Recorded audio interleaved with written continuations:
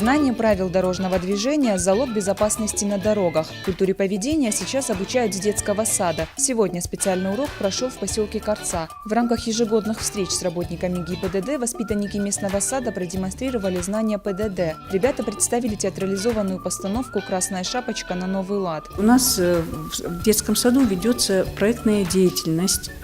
В рамках этой проектной деятельности у нас получилось это итоговое занятие тоже по ознакомлению и закреплению правил дорожного движения. Подобные встречи проводятся регулярно во многих дошкольных и учебных заведениях. По словам представителей ГИБДД, ребенок с самого раннего детства так или иначе является участником движения, потому уже сейчас нужно объяснять им, что такое культура поведения на дороге.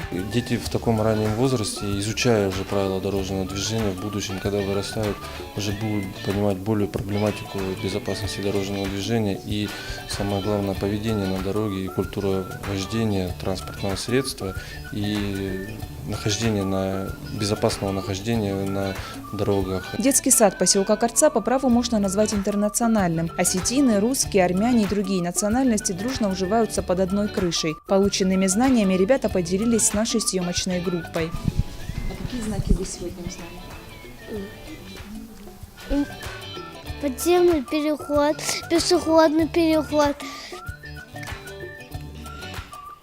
дорожные работы, светофор.